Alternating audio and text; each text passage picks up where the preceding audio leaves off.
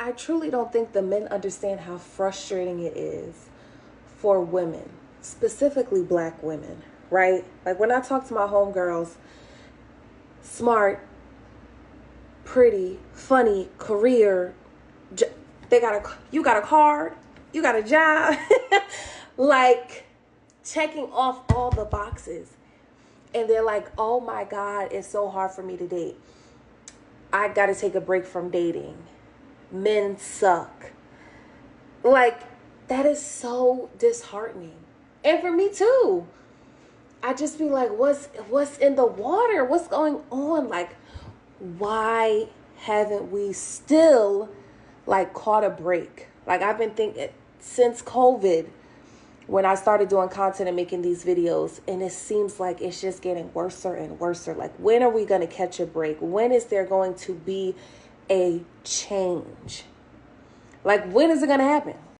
It's going to happen when I think you start listening to men, what they want, what they're looking for, what interests them, what makes them actually decide to be with a woman long term.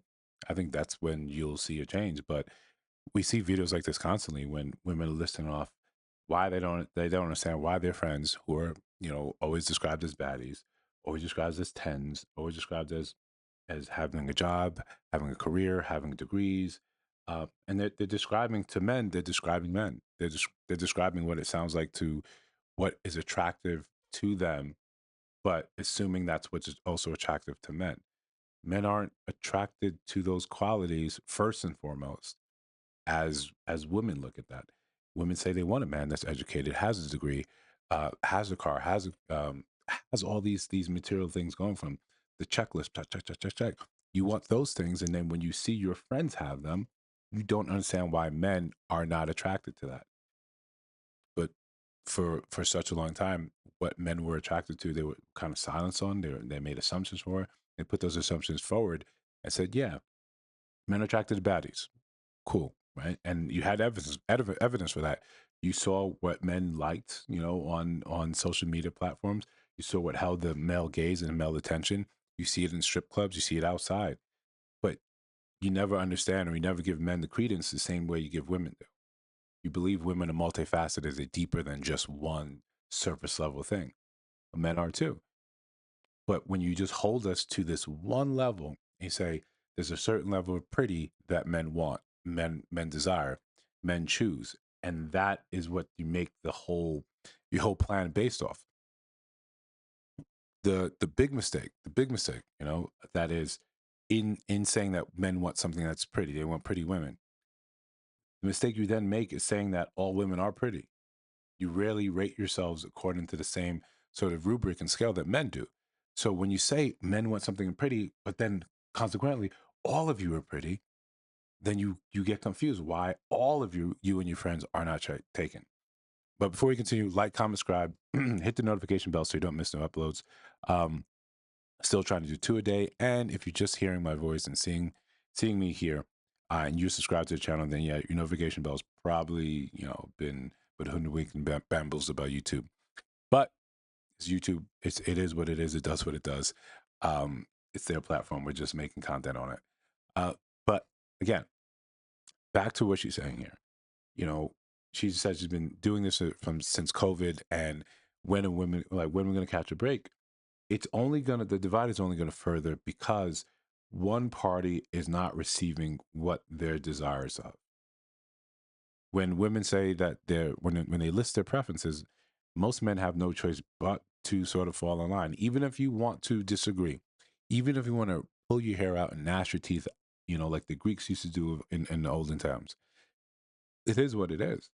If she says she doesn't want to date someone short, you can try to convince her, right? But then the next one says the same thing. The next one says the same thing. The next one says the same thing.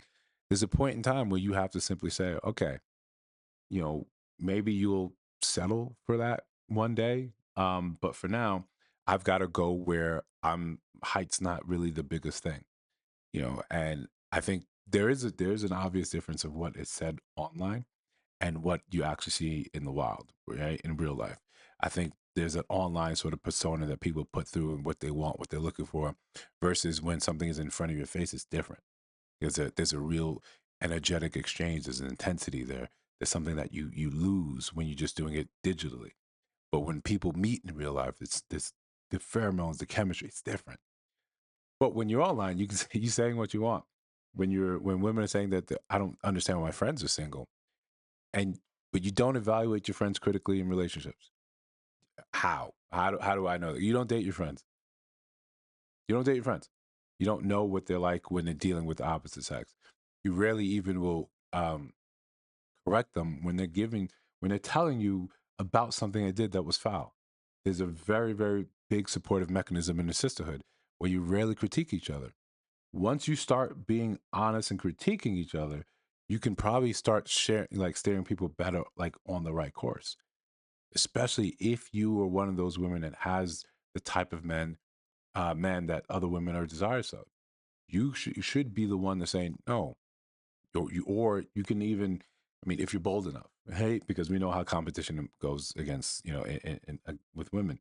You're bold enough to open up that line of communication between your significant other, your man, your husband, and these women, saying, okay, what is it that you and men of your caliber are looking for? What's important to you guys? Then tailor your sort of yourself to that. And when women hear that, especially, well, the ones on the internet hear that, there's a rally against that. Like, why should I change who I am just to get a man? You don't have to. You also don't have to be with anyone. There's no rule saying that you have to have a man. There's no rule saying you have to be in a relationship. In fact, you can still get the major parts of life done without having been in an official relationship with a man. We see it all the time with single motherhood, right? One, two, three, four different, baby daddies, and you have your children. We just see a growing trend that later on, right, most people want to be with people. And if you want a man of a certain sort of caliber, someone that you're proud to be with, someone that's not embarrassing, then you're going to have to pay attention to the things that he wants. Consequently, what I'm seeing more of is even men that have not met those qualifications, men that believe they're going to be on their way one day, 10 years, 20 years down the line, they're starting to hold to their standards now. They're starting to say, I know what I want to be. I'm working hard for that. I'm not going to accept just whatever is being offered to me. So I think it's getting the divide is growing, at least online, right? And the way the rhetoric is growing and making people feel like, yeah, you're just not going to settle from whomever shows up and once decides they want to be with you.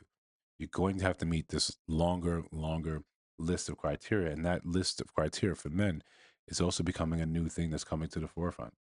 If you can't meet those, then what was they saying for a while? But for men, you know, if you can't meet it, then there's a woman that will. That's really just the truth. And if you think I missed something, let me know down in the comments. If you see a video on your screen right now, go ahead and take a look. Let me know what you think about those as well. And again, I'm gonna keep saying it. Listen to the sound of my voice right now after my 8.5 minute rant, and you haven't subscribed. Come on, just join the train. I'll see you guys in the next one.